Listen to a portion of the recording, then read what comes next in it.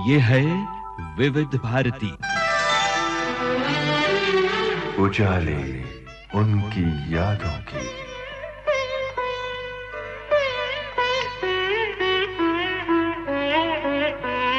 उजाले उनकी यादों की।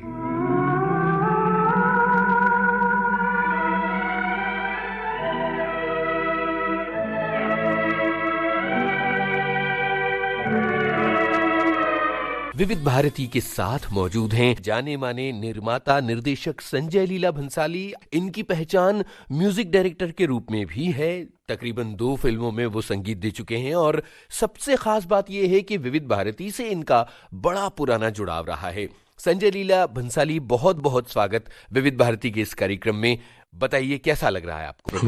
नमस्कार। मैं आपको बताऊं कि विविध भारती मेरा सबसे पहला दोस्त मैं मानता हूँ उसको जी। और वो दोस्ती इतनी तगड़ी थी उस रेडियो से मेरी कि स्कूल से आने का और रेडियो ही चला था। 3rd स्टैंडर्ड में 2nd स्टैंडर्ड में था तब की, उसके पहले की तो यादें रहती नहीं है। पर जब से याद है तब से वो आने का, वो हमारे पास एक रेडियो था, वो डायरेक्टली वो उधर जाने का, वो फ्रीक्वेंसी वो आती थी, वो कुछ थी, वो विविध भारती सुनने का 2:30 से 3। उसके बाद ही होमवर्क करना, उसके बाद ही खेलने जाना, उसके बाद ही जो करना।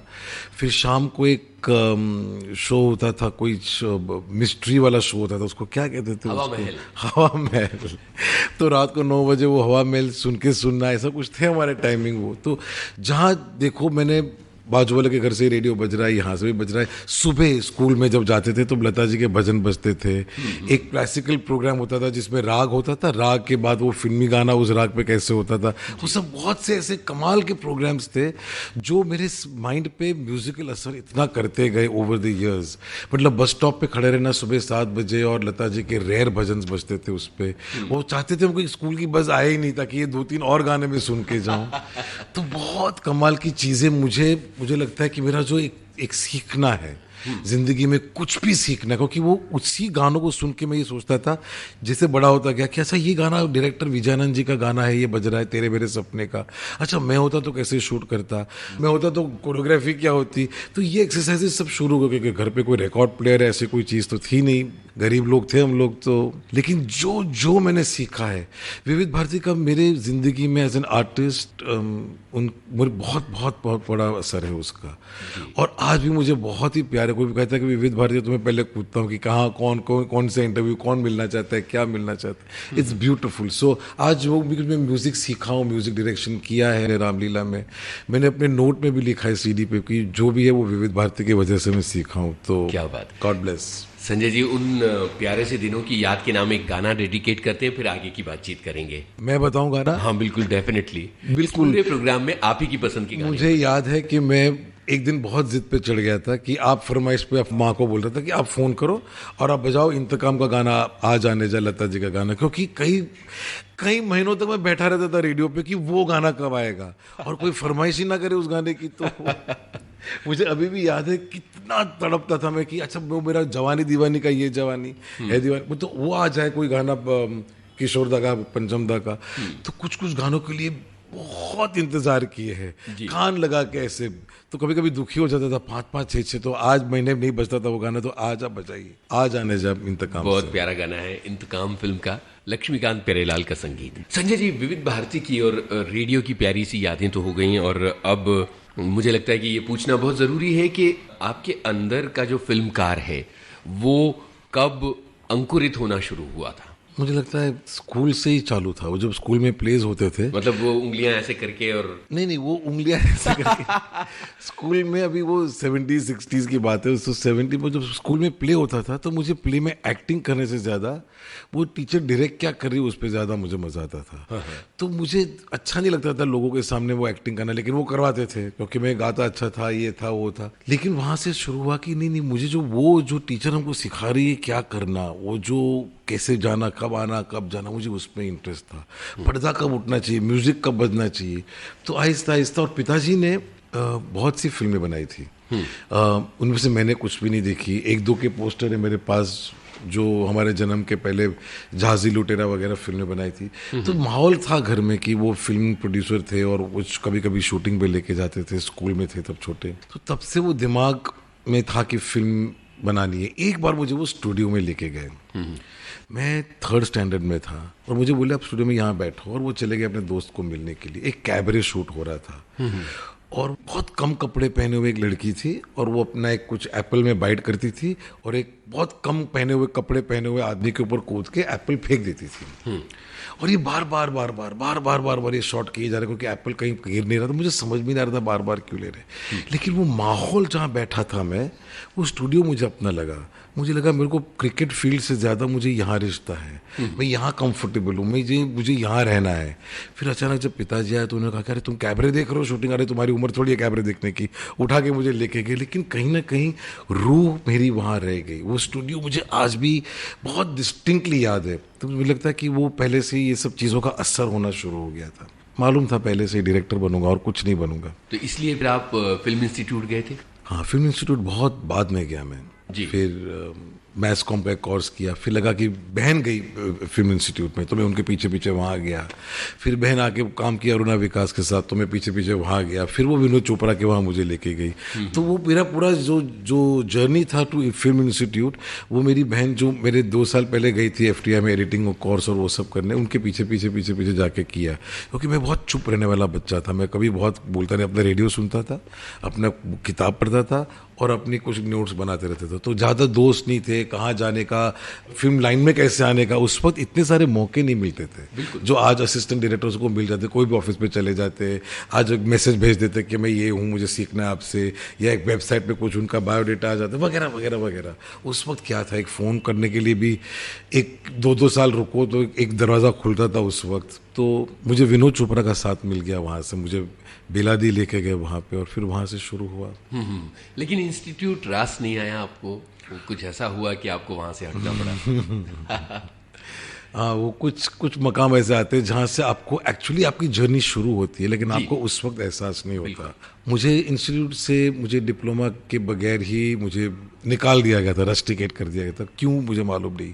ऐसा भी कोई बहुत बदमाश स्टूडेंट था नहीं, या बहुत शोर करने वाला नहीं था, या बहुत रात भर कुछ भी के कुछ सिनेमा पे डिस्कशन कर रहा हूँ, वैसा भी नहीं था। मतलब पर हो गया, कुछ ऐसी चीज़ें हो गई जो कुछ चीज़ें सही नहीं हुई, कभी वक्त सही नहीं होता। तो जिसके लिए इतने साल इंतज़ार किया और वो लगा कि अभी डिप्लोमा फिल्म मिलेगी एडिट करने के लिए, वो सब हुआ नहीं। तो जब मैं इंस्टीट्यूट से निकला, और वो जगह मुझे बहुत प्यारी है। मैं आपको रोक रहा हूँ, क्या आपकी कैफियत थी जब इंस्टीट्यूट से आप निकल रहे थे? क्या आपको लग रहा था कि एक सपने से आपको दूर किया जा रहा है? बिल्कुल, बहुत दर्द, बहुत दुख होता था उस वक्त मुझे कि ये कितने साल इस जगह में जाने के लिए, इसके गेट पे मैं 2 साल 3 साल खड़ा रहा बेलादी के साथ, फिर कहीं एडमिशन मिला, फिर आप कर रहे हो, और आपका पूरा एक ड्रीम होता है कि इसके ऊपर मैं अपनी ज़िंदगी बेस करूँगा, इस पर पूरी करियर बेस होगी, बहुत कुछ सीखना है, और वो रह गया। तो कहीं ना कहीं एक बहुत ही वो क्या, अभी भी मुझे वो दुख है, क्योंकि वो इतनी कमाल की जगह है, इतना कमाल का वहाँ पे आप सीख सकते हैं सिनेमा के बारे में, और सिखाते आपको। स्टूडियो है, लेगेसी है, वहाँ वी शांताराम जी का एक प्रभास स्टूडियो का एक लेगेसी है। तो बहुत बड़ी बड़ी कमाल की चीज़ें, अब एटमोसफियर में कुछ एक सिनेमा की बात है। वहाँ एक विजडम ट्री है जहाँ मैं अभी भी हर साल जाता हूँ, अभी भी हर साल फिल्म खत्म होने के बाद में जाता हूँ कि नई कौन सी फिल्म बनाओ। तो वहाँ बैठ के थोड़ा चिंतन करता हूँ, फिर दिमाग में कुछ आता है, आ जाता है, फिर आके बनाता हूँ। तो वो जिस दिन मुझे निकलना पड़ा वहां से अपने बैग पैक करके, वो जिंदगी का मेरा सबसे कठिन दिन, क्योंकि उस वक्त कोई साथ में था भी नहीं। बाकी स्टूडेंट्स बोल रहे थे अभी क्या हम क्या कर सकते हैं। मैंने कहा इन सबके पहले मैं फिल्म बनाऊंगा, इतना मैं अपने आप को प्रॉमिस करके जाता हूँ। तो वो जो आग थी अंदर, वो जो गुस्सा था उस दिन का, वो मेरे लिए मुझे लगता है इतना ज़रूरी था। ह्यूमिलिएशन कोई भी आर्टिस्ट के लिए बहुत बड़ी बात होती है, अगर उसको सही ले लिया गया, अगर उसकी एंगर को, उस ह्यूमिलिएशन की एंगर को आप सही कन्वर्ट करें अपनी क्रिएटिविटी में, कंस्ट्रक्टिव क्रिएट करें, उसको यूज़ करें, तो मुझे लगता है बहुत कमाल होता है ह्यूमिलिएशन। तो वो मेरे हिस्से में आया, वरना वो इतनी जिद आती नहीं मेरे में कुछ बनने की। जी, यहाँ एक गाना सुनते हैं जो संजय लीला भंसाली के दिल के बहुत करीब है। लता जी का ही है, ओ बसंती पवन पागल। क्या बात है। शैलेंद्र शंकर जयकिशन। संजय जी, फिल्म इंस्टीट्यूट से आप वापस आ गए और अब आपके सामने कोई एक तयशुदा रास्ता नहीं था जो आपको अपनी मंजिल तक ले जाता। तब क्या हो रहा था? बस मन में कॉन्स्टेंटली ध्वन चलता रहता था कि क्या होगा फ्यूचर में, कैसे होगा फ्यूचर में, इनको फ़ोन करो।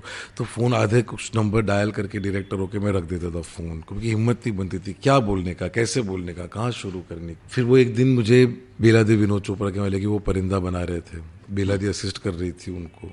तो उन्होंने मेरा एक फिल्म इंस्टीट्यूट में पहले ईयर में मैंने गाना शूट किया था, वो गाना देखा उन्होंने, और उनकी एक एडिटर थी रेनू सलूजा जी, जिनके पास हम बहुत सीखे। तो रेनू सलूजा ने कहा कि विनोद, आपको इन बच्चे को आप गाना पिक्चराइज करने के लिए देना चाहिए, क्योंकि आपको गाना पिक्चराइज करने को अच्छा नहीं लगता, विनोद को अच्छा नहीं लगता था। वो बोले ठीक है। तो परिंदा में पहली बार मुझे उन्होंने बस ऐसे ही दे दिया कि तुम गाने डायरेक्ट करो फिल्म के। तो 6 महीने के अंदर में माधुरी दीक्षित उस वक्त और अनिल कपूर के साथ एक गाना था पंचम दा का प्यार के मोड़ पे, तो वो गाना शूट किया। अंदर से बहुत तरंगे फूट रही है, क्योंकि कहीं ना कहीं एक रास्ता मिला। मैंने फिर एक श्याम बेनेगल जी की डिस्कवरी ऑफ इंडिया करके सीरियल थी, वहाँ पे मैंने 1.5 साल असिस्टेंट एडिटर के तौर पे काम किया, क्योंकि मुझे फिल्म से रिश्ता करना था। और मेरा एडिटिंग डिप्लोमा क्योंकि चूक गया था, तो यहाँ पे कॉन्स्टेंटली एडिटिंग में मैं फिल्म को घुमाता रहा, क्योंकि वो फिल्म पे शूट कर रहे थे वो सीरियल। बस फिल्म के साथ रिश्ता बनाना चाहता, उस फिल्म को मैं उसकी एक स्मेल लेना चाहता था। तो बहुत सी ऐसी चीज़ें थी जो छोटी छोटी करता रहा था कि वो रुके नहीं, वो प्रोसेस रुके नहीं, लेकिन कोई कॉम्प्रोमाइज़ नहीं किया कि हाँ चलो इस वक्त आप एक एड फिल्म में काम कर लो, या एक सीरियल बन रही थी उस वक्त, तो सीरियलों में काम कर लो कि चलो as an assistant director, editor, या डॉक्यूमेंट्री बना लो, क्योंकि आपका घर भी चलाना, आपको खुद को भी इनकम करनी। लेकिन मैंने कहा मैं बनाऊंगा तो बड़े पर्दे का काम करूंगा, वरना मैं करूंगा नहीं। ये बहुत क्लियर था, भूखे मर जाएंगे लेकिन करेंगे नहीं। तो वो विजन बहुत क्लियर था कि मुझे कहाँ जाना है। रास्ता तो बिल्कुल तय नहीं था, गाना करने से थोड़ी ऐसा होता कि फिल्म मिल जाएगी। बट वो गाना जब वो पहली बार इरोस में चला प्रीमियर के दिन, तो उस वक्त कोई 400-500 लोग उस वक्त फिल्म को छोड़ के चले गए बाहर। उस जमाने में वो गाने पे लोग उठ जाते थे बाहर, अपना कुछ सिगरेट बिगरेट पी के, ड्रिंक पी के। तो मैं शॉक खा गया था। मैं और रेनू सलूजा खड़े थे वहाँ पे। मैंने कहा रेनू जी, ऐसे 500 लोग उठ के चले गए, मेरा गाना तो किसी ने देखा ही नहीं। बोले गाना गलत प्लेस हुआ होगा या जो भी है, कभी कभी लोग उठ जाते गाने में। तो वो वहाँ पे मैंने दूसरी कसम खाई। मैंने कहा कि भाई मैं अगली पिक्चर में गाने ऐसे करूँगा कि कभी कोई एक आदमी उठे नहीं, उठ ना पाए। तो वहाँ से जाके आप देखिए, जब 1942 लव स्टोरी के मैंने गाने किए तो वो बहुत सराहे गए। कोई उठा नहीं थिएटर में। उसी थिएटर में जब जाके हमने 42 का पहला शो देखा, मेट्रो में देखा था वो पहला शो, तो कोई उठा नहीं। और you know Renu and me was so happy कि देखा वो दिन क्या था जब लोग उठ के चले गए। किसी ने गाना मैंने शूट किया वो देखा भी नहीं, और ये दिन क्या है जो लोग उसकी इतनी तारीफ कर रहे हैं। लाइफ कितनी ड्रामेटिक होती है जी, कई सेंस में। ये गाना सुनते हैं 1942 लव स्टोरी। आप सुन रहे हैं जाने माने निर्माता, निर्देशक और संगीतकार संजय लीला भंसाली से अपने इस दोस्त यूनुस खान की बातचीत। संजय जी, खामोशी द म्यूजिकल की तरफ कदम कैसे बढ़े? अपनी पहली फिल्म शुरू करने का जो मौका था वो कैसे आया, और क्या आपके अंदर चल रहा था उस वक्त? अरे भाई, बहुत बहुत तकलीफ है। 1942 लव स्टोरी जब चल रही थी, गाने कर रहा था, तब मैंने खामोश की स्क्रिप्ट लिखी माधुरी दीक्षित के पास, क्योंकि माधुरी दीक्षित ही चाहिए। 2.5 साल उसके मेकअप रूम के बाहर मैंने धक्के खाए, आटे मारे, रिक्वेस्ट किया, लोगों को मिलवाओ, विनोद चोपड़ा को बोला, इसको बोला, अनिल कपूर को बोला, सब लोगों को, लेकिन वो बात बनी ही नहीं। मैंने कहा चलो ठीक है। मैंने कहा स्टार कास्ट लाइन अप करके रखते, क्या मालूम कब जिंदगी में मौका मिल जाए, कोई प्रोड्यूसर मिल जाए। तो नाना पाटेकर से जैसे तैसे जाके मिला, क्योंकि वो सब विनोद जी मुझे हेल्प करते थे इनको मिलने के लिए। लेकिन जब 42 रिलीज हुई तो कुछ काम नहीं था, लगा कि क्या करेंगे। तो मैं एक रेडियो प्ले लिख रहा था, किसी ने हमको बुलाया, इरफान खान की बीवी जो शुतप्पा है वो और मैं बैठ के रेडियो के लिए एक प्ले लिख रहे थे। उतने में फोन की घंटी बजी और बोले कि मैं शशि पटेल बोल रहा हूँ पॉलीग्राम से, और संजय से बात करना चाहता हूँ। फिर मैंने बात की उनसे, तो बोले कि मैं आपके गाने देखे 42 के, हम म्यूजिक कंपनी में एक फिल्म प्रोड्यूस करना चाहते हैं और हमने सुना आपके पास एक स्क्रिप्ट है। तो मैंने कहा मैं आके मिलता हूँ। मैंने फ़ोन रखा, मैंने शुतप्पा को बोला शुतप्पा वो फाइल बंद कर दे, मुझे लगता है कि ज़िंदगी की शुरुआत हो गई। और मैं जाके शशि भाई से मिला, तो उन्होंने मुझे अचानक बैठ के मुझे कहा कि उनकी बीवी मुझे कहती है कि क्योंकि वो गुजर गए, कि वो पहले दिन जब आपको मिले थे वो बोले कि जस्ट जिसकी तलाश थी ना वो मेरे ऑफिस में आके गया कल। तो वो बार बार वही घर पे बोलते रहे कि जिसकी तलाश थी वो मेरे घर पे आके, मेरे ऑफिस में आके मिल के गया है। उन्होंने खामोशी सुनी, क्योंकि खामोशी में बहुत मेहनत की थी 2-3 साल, तो रेडी था मेरे पास। लकीली इस वक्त जब अपॉर्चुनिटी ने नॉक किया तो मेरे पास एक रेडी स्क्रिप्ट थी, और नाना पाटेकर रेडी था करने के लिए, और और तो कोई था नहीं, और सीमा विश्वास। फिर जैसे तैसे करके मनीषा कोइराला हुआ, सलमान हुआ, तो बहुत बड़ी स्टार कास्ट थी उस वक्त। नाना पाटेकर टॉप पे, सलमान खान हम आपके कौन और करण अर्जुन के बाद मनीषा कोइराला बॉम्बे और रोजा और 1942 लव स्टोरी के बाद तो बहुत बड़ी स्टार। सीमा विश्वास का बैंडिट क्वीन रिलीज हुआ था, तो इंडस्ट्री में तो हलचल मच गई थी कि ये नए लड़के को इतनी बड़ी स्टार कास्ट कहाँ से मिल गई, और वो भी ऐसी फिल्म जो जिसमें हियरिंग इम्पेयर्ड, स्पीच इम्पेयर्ड लोगों के ऊपर फिल्म है। तो बहुत बड़ा ऊपर वाले का साथ, कुछ साया है, कुछ गार्डन एंजल्स है जो उस चीज को लेके गई, और कहाँ से सोचा भी नहीं था कि ये सब हो जाएगा। कितने प्रेशर में थे आप, या कितनी सेंस ऑफ रिस्पॉन्सिबिलिटी जैसा कुछ था? बहुत, क्योंकि आपको रिसोर्सेज उतने दिए नहीं जाते। आप पहली फिल्म में तो मैंने कुछ 1.5 लाख की फीस ली थी, और उसमें प्रोडक्शन भी करने का, स्क्रिप्ट भी लिखने की, डायरेक्शन भी करने का, सब कुछ करने का, ऑफिस भी नहीं जाए तो मेरा छोटा सा घर में काम करने का। तो वो बहुत रिस्पॉन्स, प्लस इतनी बड़ी फिल्म, इतने बड़े एक्टर्स, उनको हैंडल कैसे करें। नाना पाटेकर तो बहुत टेम्परामेंटल भाई, वो कुछ भी बोल दे, कुछ भी कर दे, कहीं पे भी चिल्ला ले। सलमान खान अपनी जगह पे बहुत टेम्परामेंटल, मनीषा कोइराला अपनी जगह पे, तो बहुत बड़े बड़े स्टार्स थे। और सब लोगों ने, मनीषा ने, सलमान ने, हेलेन आंटी ने, सीमा विश्वास ने बहुत दिल से प्यार से काम किया। बट जैसे तैसे वो फिल्म खत्म हुई। फिल्म बॉक्स ऑफिस में मैं, बेला दी और अनिल मेहता जो कैमरामैन थे, वो पहली फिल्म थी उनकी, हम लोग ले में देख रहे थे, और पहले शो में समझ में आ गया कि ये फिल्म नहीं चलेगी। क्रिटिक्स ने बहुत सराहा, सब जगह पे 5 स्टार रिव्यू, सब लोगों ने कहा ये फिल्म मेकर है जो आया है, जो कुछ काम करेगा, लेकिन बॉक्स ऑफिस पे बिल्कुल भी नहीं। लोग चिल्लाने लगे, नाना पाटेकर डायलॉग बोलो, सीमा विश्वास बंदूक किधर है बैंडिट क्वीन तुम्हारी, ये सब थिएटर में चिल्लाने लग गए। तो समझ में आ गया कि ये फिल्म नहीं चलनी है। तो तीसरी कसम खाई मैंने वहां कि अगली फिल्म जब रिलीज होगी तो वहां पे लोग चिल्लाएंगे नहीं, लोग ताली बजाएंगे। और वही थिएटर में आई हम दिल दे चुके सनम 2 साल के बाद। वहां तक पहुंचते हैं, मजरूर साहब को कैसे राजी किया था आपने? मजरूर साहब तो बाप रे, मतलब इतने कमाल के आदमी, मैं आज भी उनको याद करता हूँ। तो वेटेरन लिरिसिस्ट, 48 केएल सहगल का गाना लिखा हुआ 48 में जी, और बहुत कमाल, 46 में कितना सीखा उस आदमी के पास, और इतने तेज और तर्राट, और आज में ऊपर लिखा। और मैं इतना खुश हो गया, मैंने कहा मजरूर साहब आपने ये आज में ऊपर आसमान नीचे, बोले नो मेरा दिल बहुत जवान है। और इतने कमाल की शख्सियत, मैंने इंडस्ट्री में अगर मुझे एक आदमी को कहा जाए कि आपको चूज करना है जिनसे आपने मैनर्स, गुड बिहेवियर, अच्छा टेम्परामेंट, तेवर, सब कुछ सीखा, कमिटमेंट, सब कुछ सीखा, तो एक ही आदमी जिसकी मैं पूजा करूंगा वो मजरूर सुल्तानपुरी। हम दिल दे चुके सनम एक बड़ा धमाका था। उस फिल्म की कामयाबी मुझे याद है, थिएटर्स में लंबी लंबी लाइनें लगती थी। कैसा लगता था संजय लीला भंसाली को ये सब देखकर? मैं ऐसा कुछ कोई खास नहीं, मतलब खुश होता था लोगों को फिल्म पसंद आई, और सोचता था सर खुजा के कि अगला आगे क्या बनाऊंगा। मतलब हमेशा आगे की चिंता रहती थी कि ये तो हो गई, अब ये अच्छी लगी तो बहुत अच्छी बात है, चली तो बहुत अच्छी बात है, आगे क्या करूंगा। तो हमेशा, क्योंकि वो बिजी, और फिल्म बनाना, क्योंकि मुझे लगता है कि जिंदगी छोटी है और मुझे बहुत सारी पिक्चरें बनानी है, 25-30 पिक्चर का टारगेट, अभी तो बहुत बहुत काम बाकी है, टाइम बहुत कम है। तो उसी वक्त से मेरा टारगेट रहता था कि अच्छा ये हम दिल तो लोगों ने पसंद किया, ठीक है, अभी करने का क्या है, हाउ डू यू सेलिब्रेट। एक फिल्म मेकर के लिए सेलिब्रेट का कोई ऐसा कोई एसेंस नहीं होता कि आप पार्टी करो और ये खुश रहो। अंदर से खुशी होती है कि आपने जहाँ से इंस्टीट्यूट से निकाले गए, टू जहाँ पे लोग उठ गए गाने पे, टू जहाँ पे गाने सराहे गए, टू कहाँ से पिक्चर नहीं चली, उसी में यश जी और सब लोगों ने बैठ के देखी और मेरे को बाहर आके कहा कि बहुत ही कमाल की फिल्म।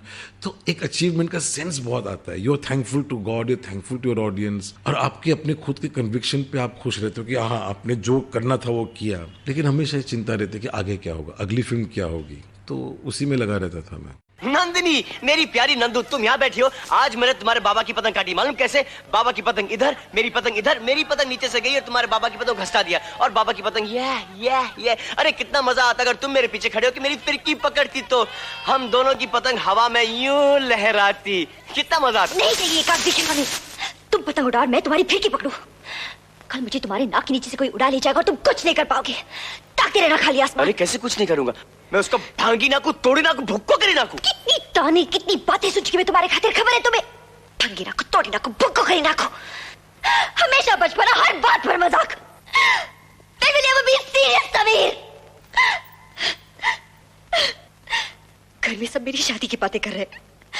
लोग मुझे देखने आएंगे, कहेंगे चल के दिखाओ, बैठ के दिखाओ, गा के दिखाओ, हंस के दिखाओ, और मुझे ये सब करना पड़ेगा। मगर तुम कुछ मत करना, कुछ मत करना। कोने में खड़े खड़े देखते रहना तुम। नहीं। मैं किसी की हो जाऊंगी तब भी नहीं, ब्याह करके ले जाएगी तब भी नहीं, मर जाऊंगी तब भी नहीं, तब भी नहीं, तब भी नहीं। Why are you torturing me, Sameer? I can't take this pain. I can't take this pain. I can't. मैं बाबा से बात करूंगा। मुझसे नहीं कह पाए, बाबा से क्या कहोगे तुम? मुझसे भी नहीं कह पाते समीर। I love you.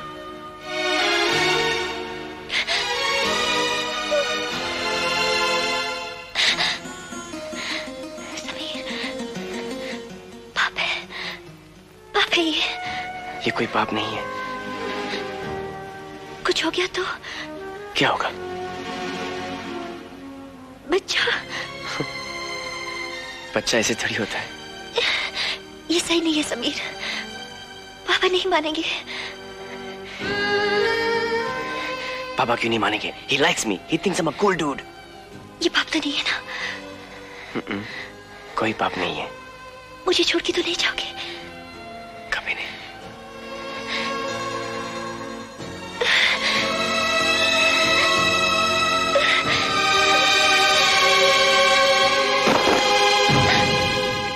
कोई है? कहाँ जा रही हो? मुझे जाना होगा। कहाँ गई हुई किताब? कमला हुई आप यहाँ? किताब ढूंढ रही हूँ, आज पढ़ने का बहुत मन कर रहा है। कौन सी? पर तू यहाँ क्या कर रही है? ऊपर पतंग नहीं उड़ा रही हो? अरे बहुत मजा आ रहा है। हाँ, मैं यहाँ किताबें ठीक करने आई थी। पहले अपने कपड़े तो ठीक कर ले। आप अपने काम से मतलब रखिए, मेरे मामले में दखलंदाजी की जरूरत नहीं है। ज्यादा पेच मत लड़ा, अब तक तो ढील छोड़ी थी, जिस दिन डोर खींचूंगी ना लुढ़क जाओगी। अरे मिल गई। कैसी है ये किताब? अंग्रेजी है। तो क्या हुआ, अब तो इटली भी पढ़नी पड़ेगी। संजय लीला भंसाली अपनी फिल्मों के सब्जेक्ट्स किस तरह से चुनते हैं और जो कन्विक्शन और जो इंटेंसिटी होती है, जो प्रोडक्शन वैल्यूज होती है, वो कैसे आती हैं, वो जो स्टाइल है वो कैसे बना है? क्या मालूम, मुझे लगता है कि जब आप बहुत मिडिल क्लास के इंसान हो और आप बहुत छोटे कमरे में रहते हो, और मैं जब देवदास बना, हमदिल बनाया तो मेरा बेडरूम भी नहीं था। एक बेडरूम घर में रहते थे, माँ रहती थी बेडरूम में, मैं हॉल में सोता था।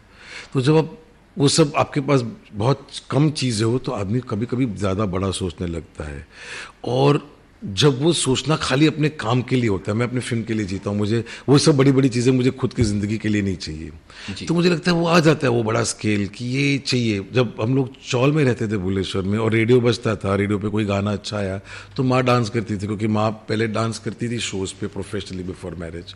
तो लगता था घर में बहुत वो गद्दा बीच में आ गया, अभी 150 स्क्वायर फीट का घर में किचन कहाँ होगा और बेड कहाँ होगा और डांस कहाँ होगा। तो ये सब दिमाग में रहता था बचपन, जब देखता था कि उनको डांस कर, तो मेरे ख्याल अभी मेरी हीरोइन डांस करेगी तो सेट इतना बड़ा होना चाहिए कि यहाँ से गली के कोने तक जाएगा वो। तो वही सब देवदास में शुरू हुआ, हमदिल में शुरू हुआ, सेट्स बड़े होते थे और उसका स्केल। और मुझे लगता था मुझे एज ए चाइल्ड उस छोटे घर में, जो भुवनेश्वर के घर में कभी कभार घुटन हो जाती थी, तो लगता था कि दीवारों को थोड़ा धक्का मार के दूर किया जाए, इधर से ये दीवार को धक्का मार, लेकिन वो थोड़ी होना है, दीवार को धक्के तो मारे नहीं जा सकते, लेकिन वो विजन होता है, एक ड्रीम होता है। तो मेरे लिए छोटी स्पेस में काम करना मुश्किल है, तो मैं हमेशा सेट बड़ा बनाता हूँ ताकि वो, तो फिर वो अच्छा वो उसको इस्तेमाल कैसे करना, क्योंकि मुझे आर्किटेक्चर का बहुत शौक है। तो अगर मैं फिल्म मेकर नहीं होता तो मैं आर्किटेक्ट होता, अगर मुझे फिल्म मेकिंग का शौक नहीं होता तो मैं इंटीरियर डिज़ाइन या कंस्ट्रक्शन या डिज़ाइनिंग और वो सब करता। तो इन सब चीज़ों का शौक बहुत था। तो सेट्स के अंदर उसके ऊपर कॉस्ट्यूम क्या होगा, कलर स्कीम का, पेंटिंग का बहुत शौक है देखने का। तो इन सब चीज़ों का असर मेरे फिल्म मेकिंग पे होने लग गया। आहिस्ता आहिस्ता मैंने अपना एक फॉर्म बनाया, अपना एक स्टाइल, और वी शांताराम जी का बहुत असर मेरे ऊपर। मुझे उनका काम बेहद पसंद है, चाहे दो आंखें बारात हो, चाहे नवरंग हो, चाहे वो उनकी जो लास्ट फिल्म थी झंझार हो, कुछ भी हो, मतलब वी शांताराम को देखना मतलब देखना, और उस आदमी का असर मेरे काम पे है। तो मेरे कलर स्कीम्स, कभी कभी लोग कहते हैं थोड़ा गॉडी है, थोड़ा अजीब है, थोड़ा स्टाइल आपका कुछ समझ में नहीं आता, लेकिन वो ठीक है, जो है सो ये है। लेकिन वो कैसे बनती है बड़ी फिल्म वो कुछ मालूम नहीं, वो बन जाती है। वो आप अपने आप को कमिटमेंट के साथ पूरा कर दो। और एक चीज़ बहुत क्लियर है मेरे माइंड में भाई, मैं पैसे नहीं बनाना चाहता हूँ, मैं अच्छी फिल्में बनाना चाहता हूँ।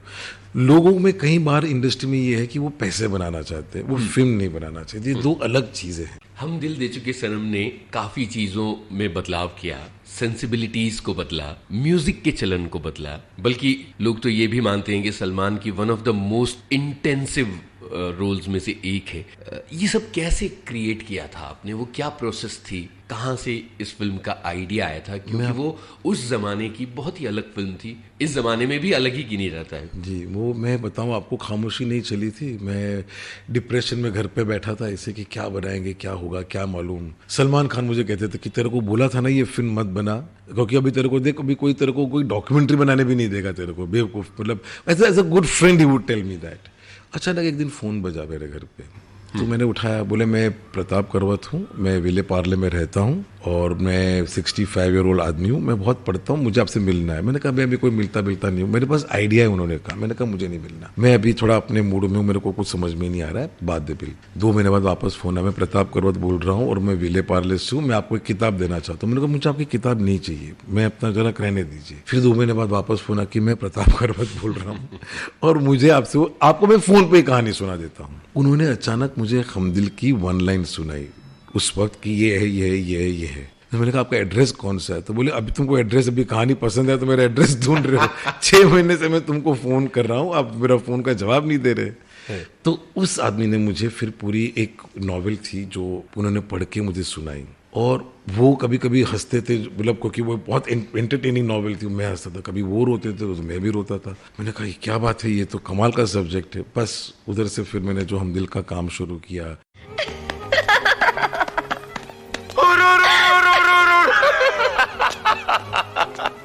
क्या मैं तुमसे एक बात कहूँ? क्या? कुछ नहीं। जानती हो, तुम बहुत अच्छा नाचती हो, आज बहुत मजा आया। वनराज, संभाल। लेकिन मैं भी बहुत अच्छा नाचता हूँ, नाचता हूँ कि नहीं?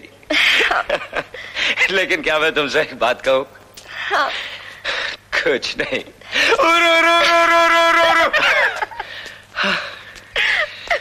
You know, मैं उससे मिला, बहुत अच्छा है वो, हमेशा खुश रखेगा तुम्हें, शायद मुझसे ज्यादा, शायद नहीं, मुझसे ज्यादा खुश रखेगा वो तुम्हें। लेकिन एक बात कहूं? क्या? कुछ नहीं। You know, जब तुम चली जाओगी, I'll be a happy man. मिलने आऊंगा मैं तुमसे, बहुत खुशी होगी मुझे तुम लोगों से मिलके। ए, come here, come here, come here. उस प्रीत से पुकारूंगा मैं तुम्हें। नंदिनी, नंदिनी।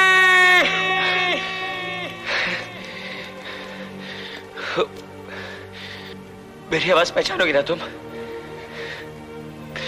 पहचानोगी ना मेरी आवाज? फिर बहुत नई नई चीजें आना शुरू हो गई उसमें। अचानक मैंने इस्माइल दरबार को म्यूजिक डायरेक्शन दे दिया, तो लोग बोले कि नहीं, जम्मू सुगंध बोले, क्योंकि वो प्रेजेंट कर रहे थे कि नहीं रहमान कर रहे हैं हमारी रंगीला और ये और वो। मैंने कहा नहीं, बोले ज़्यादा पैसे मिलेगा म्यूजिक कंपनी से। मैंने कहा वो पैसे के लिए थोड़ी फिल्म बनाते हैं हम लोग, हम अच्छी फिल्म बनाते हैं अपने लिए। तो रहमान साहब अपनी जगह में बहुत ही ग्रेट है, लेकिन वो बहुत दूर है, मैं यहाँ हर रोज़ काम करना चाहता हूँ। तो मेरा इंस्टिंक्ट कहता है इस्माइल दरबार, जो यही करना है। तो ऐसी बहुत सी चीज़ें की। अचानक कास्टिंग किया ऐश्वर्या राय की, जिनकी इसके पहले कोई फिल्म अभी तक रिलीज़ नहीं हुई थी, और जब पहली 1-2 फिल्में आई तो वो अच्छी भी नहीं लगी थी मुझे। सलमान खान आए, अजय देवगन आए, तो आई कुछ चीज़ें अपने आप कुछ बैठना शुरू हो गई।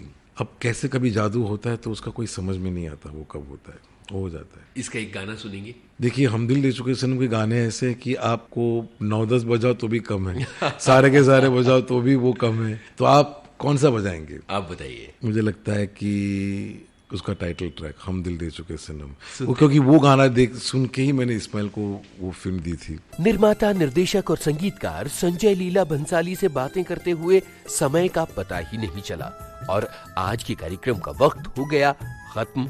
संजय लीला भंसाली फिर से हमारे साथ होंगे, हम नए सवालों और संजय लीला भंसाली की बातों के साथ हाजिर होंगे। चलने से पहले आपको बता दें, इस कार्यक्रम के रिकॉर्डिंग इंजीनियर तेजश्री शेट्टे और विनायक रेन के, और विविध भारती की ओर से इस कार्यक्रम को प्रस्तुत किया कल्पना शेट्टी ने। उजाले उनकी यादों के।